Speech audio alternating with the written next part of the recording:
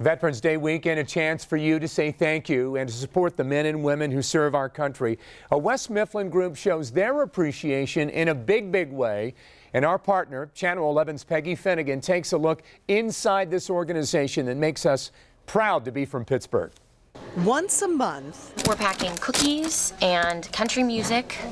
They requested body wash. A group of volunteers comes to this warehouse in West Mifflin to sort, pack, and ship off donations for our military service members overseas. Our volunteers are amazing. And most have a personal connection to this mission, like Darlene Scalise. Each box that I pack, I envision who it's going to and what they would like, and those men and women, they belong to me in my heart. Her son Casey was deployed twice as an Army sniper. He said these boxes were more than just care packages from home. It really means a lot to the soldiers wherever they are to know that somebody's appreciating them. Can you imagine being on a remote combat outpost? You've got, no electricity, no running water. Operation Troop Appreciation Vice President Amanda Thompson says what makes this organization unique is that each box is personally tailored to the unit making the request. Depending where they are, what climate they're in, if there's males or females, we ask them what they want. Casey says when the care packages came, it was like Christmas. When we get these packages, it brightens up the day to know that someone cares about them, and it's not just us against the world, that people really do appreciate what we do. And when the boxes are all packed up and loaded, it's mission accomplished for this group of military families. In West Mifflin, Peggy Finnegan, Channel 11 News. Great story, Peggy. Thank you. We're making it easy for you to volunteer and donate to Operation Troop Appreciation. We have a link to the organization there on our website, WPXI.com.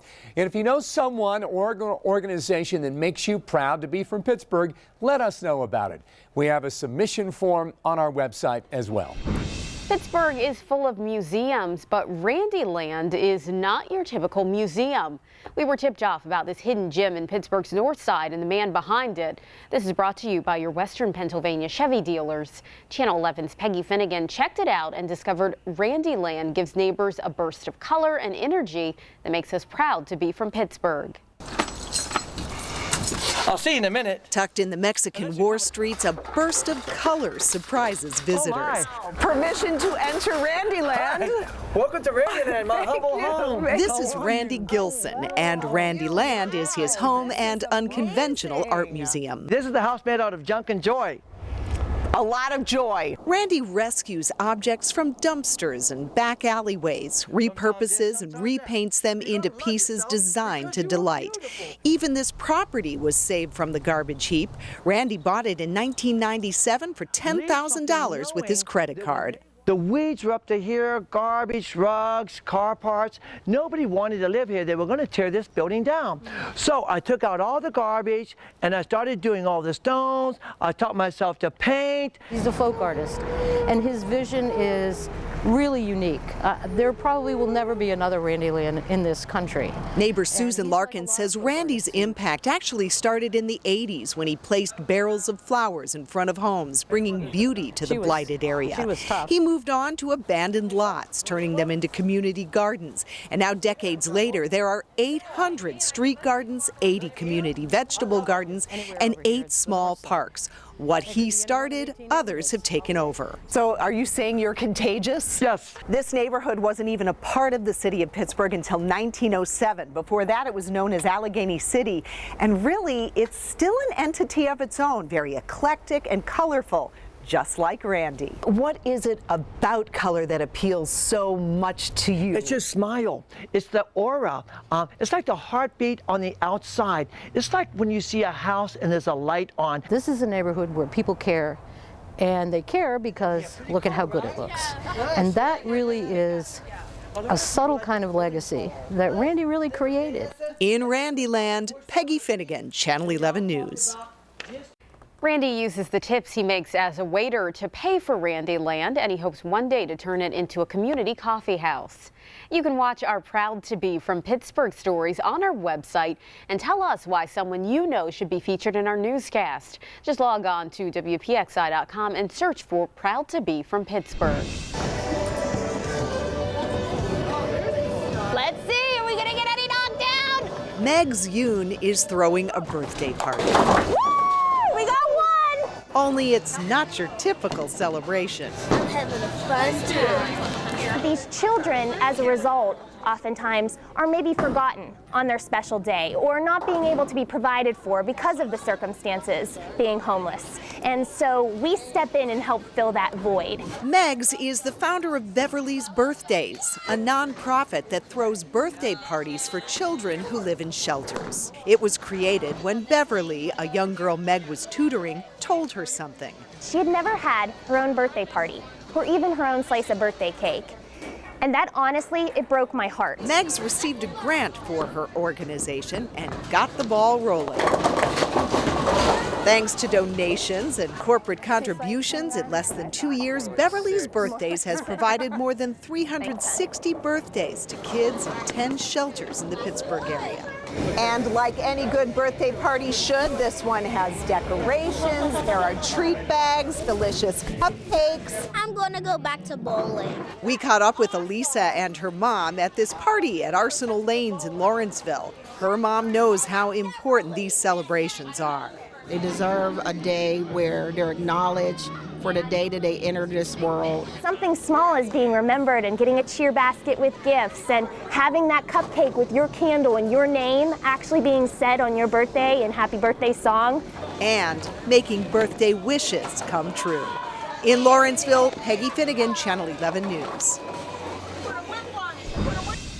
Yagub Yadali is reading from his new novel, a book he started in Iran but couldn't finish there. Living in Iran as an artist could be harmful in any time. The writer was arrested on a charge of offending Islam after writing The Rituals of Restlessness, which depicted a love affair between a man and an ethnic woman. The court sentenced me in 1 year in prison.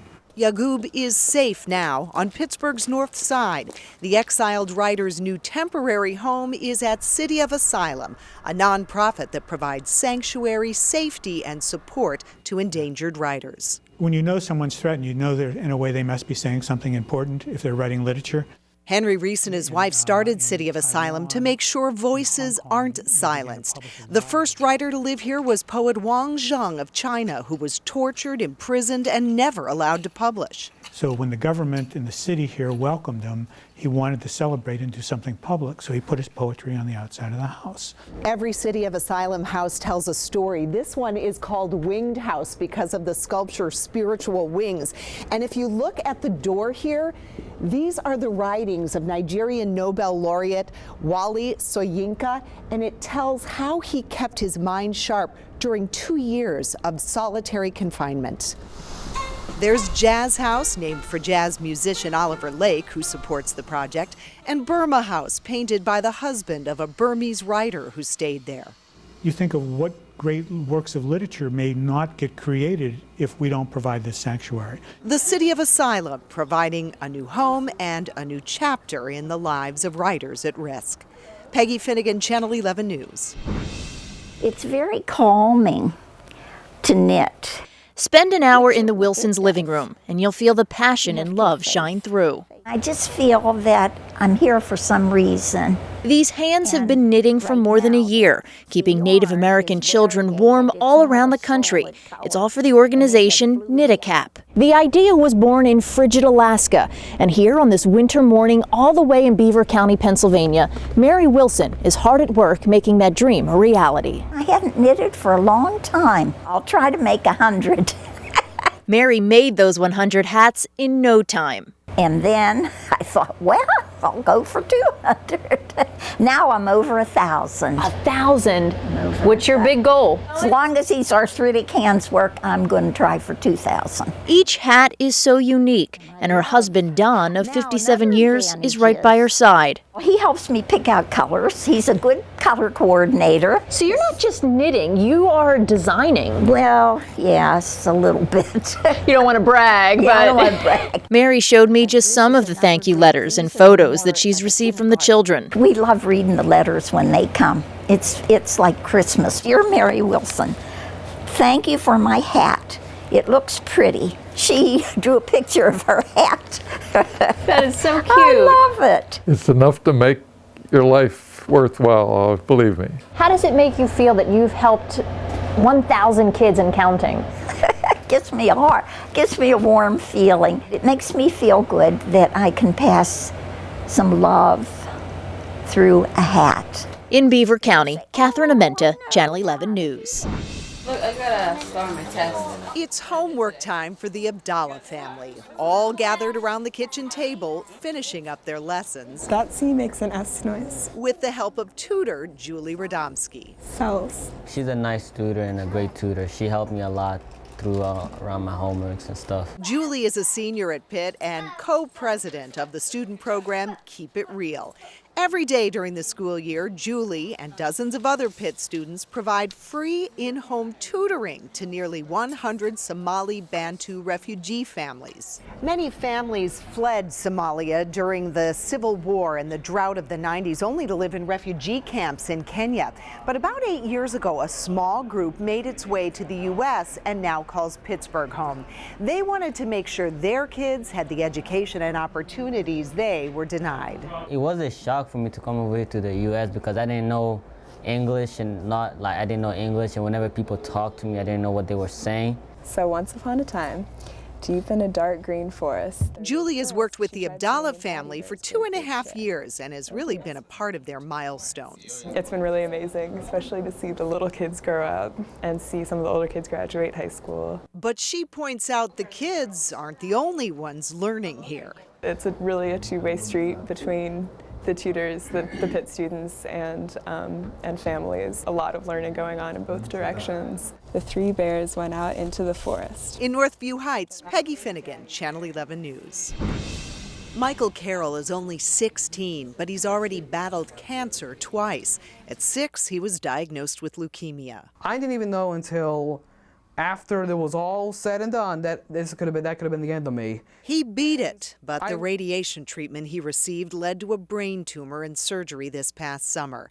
Then one night when he was on Facebook, he came up with an idea to help every pediatric cancer patient. He designed and drew Michael's Meanies, stress balls in the shape of childhood cancers. They're too young. They don't understand this. Can have something like this is what you have, you know, take your anger out on it. There's Terry, the terrible tumor. I laugh at him because he's angry, but he's not threatening. I mean, a tumor is threatening, but he's not. Lily lymphoma and lousy Louis leukemia. This one's a personal one because I went through this. Comical characters that show cancer doesn't have to be frightening. Give the kids, like if they're angry and they're in pain, they can squeeze these, kick these, throw these. Buddy jokes. We've got to have money. Michael wants to raise $10,000 so he can deliver the first batch of Meanies by Christmas. My mom's told me plenty of times, God has a reason for putting me through this. And maybe this is my reason. Michael wants his Meanies to go global, but his first deliveries will be right here to Children's Hospital, where he's currently being treated, and to WVU Children's in Morgantown, where he was treated for his leukemia as a little boy. We think those are good places to start. In Bloomfield, Peggy Finnegan, Channel 11 News. It's a beautiful coincidence Jeremy Miller's job is lifting things as a crane operator because his job is lifting Jeremy up.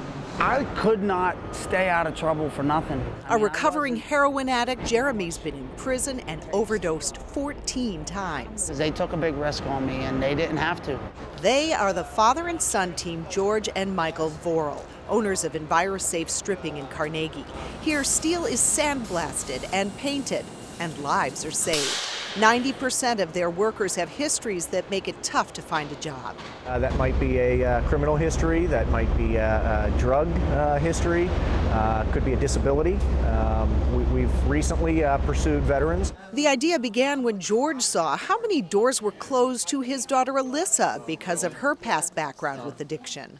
There's so many of these folks who, when they get out of prison or they out of rehabs and they're in this stage of recovery, they're great people, just looking for an opportunity. I left prison with the shoes on my feet, the clothes on my back, and a criminal record. He also had someone take a chance on him. And 12 years later, Josh Inklovich is VP of Development and co-founder of the training program at EnviroSafe.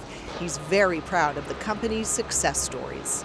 To be able to take a man that literally less than a year ago lived under a bridge and continuing to make those strides towards coming back into society, what more can I ask for? The Vorals would ask only that other business owners follow their lead. In Carnegie, Peggy Finnegan, Channel 11 News.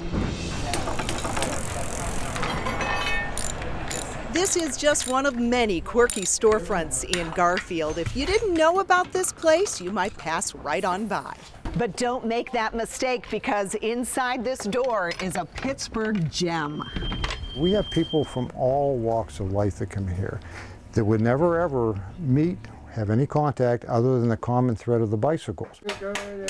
This is Kranick's Bike Shop. This is a special place, and I've just come to love them. Where for 37 years, Let's see what this looks like. Jerry Kranick has fixed broken bikes That tool's called the automatic adjuster. and taught cyclists to fix their own. You can come in, you have free access to my shop, Doesn't quite shift right. access to my tools, the parts, my knowledge. Fork is a little thicker, everything. And he does mean everything. Heaps of handlebars, boxes of brakes, piles of pedals. The shop is cluttered and a bit crazy, but this is where magic happens. This is a gem in the country. People come from out of state just to come here. We have homeless people come in, we have PhDs, we have regular doctors who come in, dentists, students, and to see them interact is very nice. Right now, Kranick and his many volunteers are gearing up for their Bikes Before Christmas program, now in its 11th year. This one's going to a boy over in Sharpsburg who just needs a bike. He had his bike stolen. Between now and December 1st, they're going to take in hundreds of donated bikes, fix them up, You're trying to bend them back. and then the Salvation Army will give them away to needy kids. He believes every kid should have a bike. It's good all the way around. It doesn't cost anybody anything. So at one of the work stands, everybody gets a feeling that they're doing something worthwhile. Okay, I should get a discount. You did. I already figured it in. For Channel 11 News, I'm Peggy Finnegan. Inside the Drew Matheson greenhouse, the warm spirit of Christmas is blooming. This is a state-of-the-art greenhouse producing orchids and special crops for wholesale, and that's just one facet. There are 2,500 gorgeous poinsettias in this greenhouse, but the real purpose of this place is to cultivate people. This is actually a classroom that grows careers for horticulture students at the Bidwell Training Center on Pittsburgh's North Shore. To provide training for people so they can go on to careers, right? And once a person's in a career, they're provided with a certain level of personal security financially. It improves their outlook on life. And that's what it did for Caitlin Watson. It was just life-changing. Without that, I would maybe find another retail job where I'd be miserable at for whoever knows how long. After graduating, she got a job as a landscaper. Her boss, Claire Shookman, told me everybody on her crew is a Bidwell grad. That looks great. We find them to be really well-rounded in a horticulture education, and also they really want to be landscapers. The program is the brainchild of Manchester Bidwell founder Bill Strickland, who believes environment has a profound impact on a person's ability to grow and learn. A lot of students here are adults in transition, people who have lost their jobs or are overcoming adversity. The Bidwell Center gives them free scholarships and the hope of a new future. When people come from challenged backgrounds and backgrounds of poverty, they're often surrounded by environments that are not uplifting. Well, an environment like this that's filled with light and beauty and flowers and things that are alive and growing really uplifts the spirit. I'll work on pruning the tree. It utterly changed my life to have this at my disposal. It made my dreams come true, to be happy at a job. Peggy Finnegan, Channel 11 News.